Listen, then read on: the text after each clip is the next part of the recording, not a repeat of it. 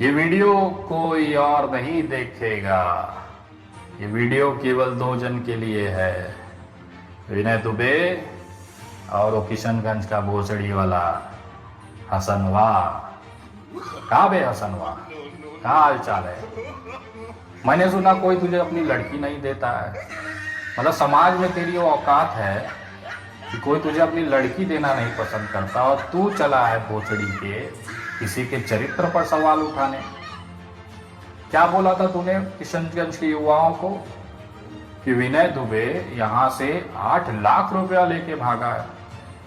चल, तेरी बात को आज मैं चैलेंज को मंजूर करता हूं। अगर हसन एक बाप की औलाद होगा, गौर से सुनिएगा, आज आपको मैं हसन की ठुकाई दिखाता हूं कैसे होती है। तो हसन भोसड़ी के एक बात याद रख, तूने जो आरोप लगाए हैं विनय दुबे पर, 8 लाख रुपया लेकर विनय दुबे भागा है, ये किया वो किया, तो तू अब साबित करेगा। और अगर तू ये 8 लाख वाली बात साबित नहीं कर पाया तो कल से तू हसन के साथ में विनय दुबे जोड़ेगा। हसन सन ऑफ विनय दुबे। बोल मंजूर है? तरीका ये होगा, देखो निष्पक्ष तरीके से होना चाहिए। दूध का दूध पानी का पानी होना चाहिए कि नहीं होना चाहिए? मैं बहुत बेहतरीन तरीके से दूध का दूध पानी का पानी करता हूं। ये हसन जैसे चुटपुटिया जैसे लिख के नहीं भागता हूं। किशनगंज की जमीन पर आकर हसन और इसकी पूरी टोली की जो औकात है ना, जो हकीकत है कि इतने सालों से इसने किशनगंज के युवाओं को बेवकूफ बनाया, गाली गलौज करता है। अगर उससे सवाल पूछ लिया जाए तो उसको अपशब्दों के साथ कमेंट करना। विनय दुबे से ज्यादा अपशब्द तेरे को आते हैं रे भोसड़ी के। तू जहां पढ़ रहा है ना बेटा, वहां का हेडमास्टर रह चुका हूं और अभी भी हूं।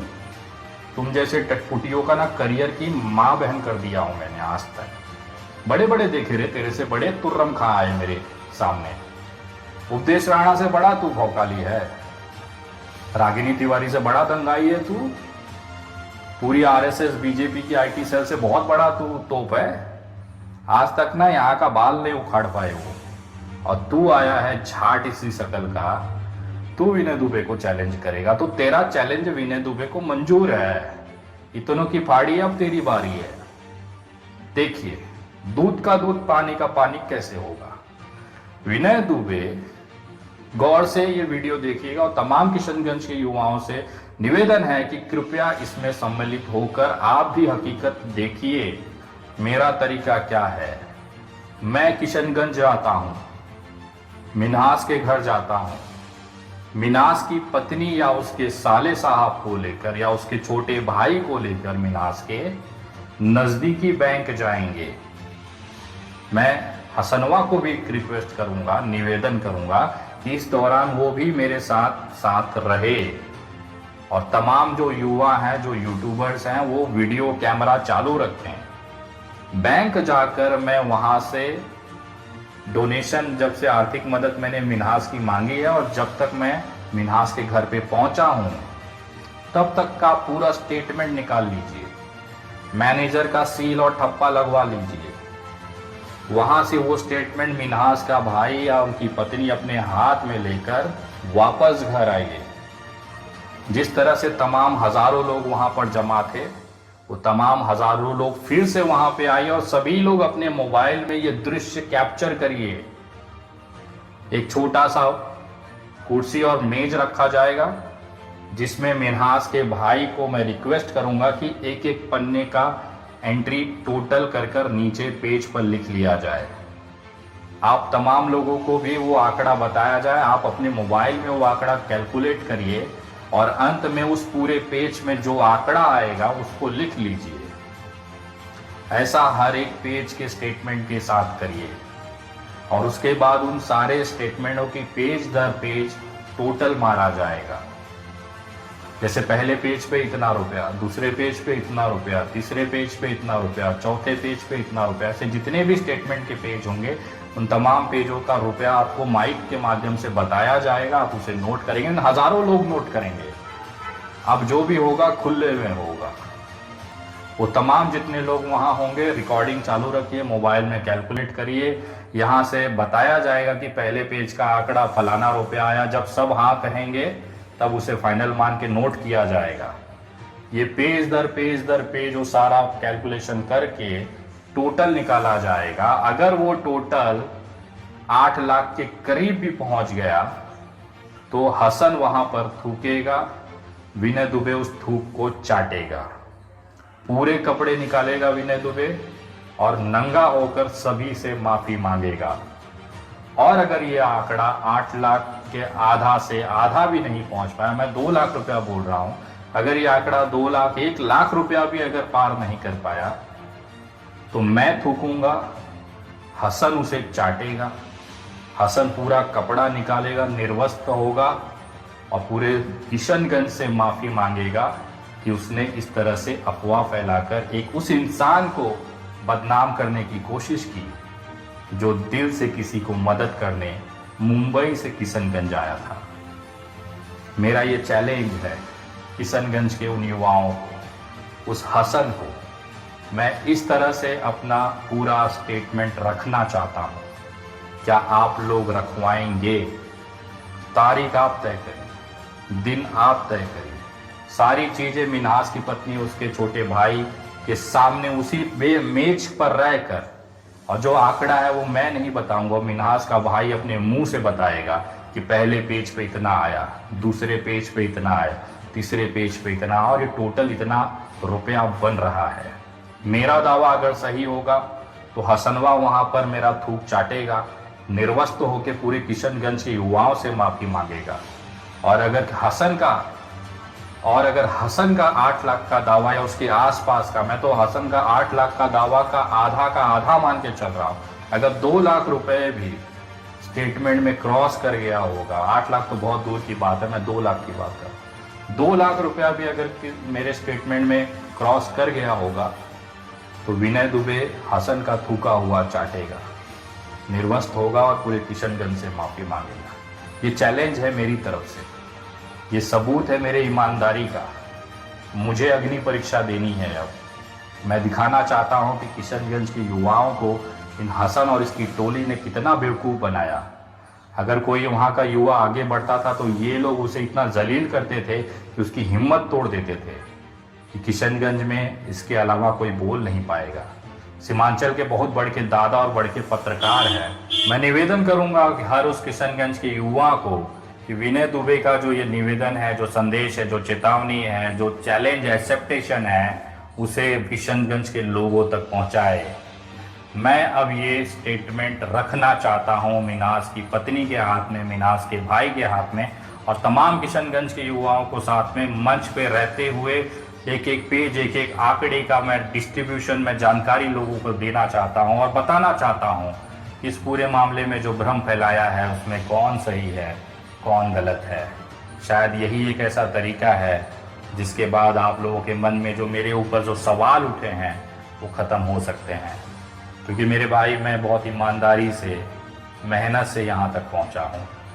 हसन जैसे, उनके टीम जैसे किसी नेता के अंडुए सहला के यहाँ तक नहीं आया विनय दुबे। किसी समय इस पार्टी को ज्वाइन करो, अब उस पार्टी में ज्वाइन करो, उस पार्टी ने टिकट नहीं दिया तो इसको गरियाओ, इसने टिकट नहीं दिया तो उसको गरियाओ। ये तरीका नहीं है विनय दुबे का। आज तक जो भी है, ऊपर वाले ने मुझे 2 रोटी दी है, दिन में खाकर सोता हूँ, रात में मिल जाती है, बस इतना ही मेरी तमन्ना है। किसी के आंसू पोंछने के बाद अगर बदनामी मिलती है ना तो तकलीफ होता है। और अब मैं इनके पिछवाड़े अपना झाड़ू डालूंगा और मोर बना के नचाऊंगा। मैं हसनवा, उस भोसड़ी वाले और उसके पूरे लोगों को चैलेंज करता हूं कि अगर तुम सही में एक वीर, एक बाप की औलाद होगे, मेरा चैलेंज मंजूर करो। आओ, वहां पर हजारों की युवाओं की भीड़ लेके बैठेंगे और फैसला होगा कि नंगा वहां कौन होगा। विनय दुबे खुले तौर पर यह चैलेंज करता है सोशल मीडिया पर कि अगर हसन एक बाप की औलाद होगा तो वो आएगा, ये चैलेंज को मंजूर करेगा और बैठेगा, और कोई रहम नहीं। अगर मैं गलत साबित हो गया तो मुझे निर्वस्त करके थुका के चाटने में कोई रहम नहीं, कोई युवा बीच में नहीं रोकेगा। और यही चीज़ हसन के साथ भी होना चाहिए। अगर हसन गलत साबित हो गया, झूठा निकल गया किशनगंज के सामने, तो उसको भी वहां पर मेरा थूक चाटना पड़ेगा, नंगा होना पड़ेगा और सबसे माफी मांगनी पड़ेगी। विनय दुबे तैयार है इस चैलेंज के लिए। बोल रहे भोसड़ी वाले हसन, वहां तू तैयार है अगर गांड में दम तो आइए किशनगंज, बैठते हैं और देखते हैं तू कितना बड़ा तोप है।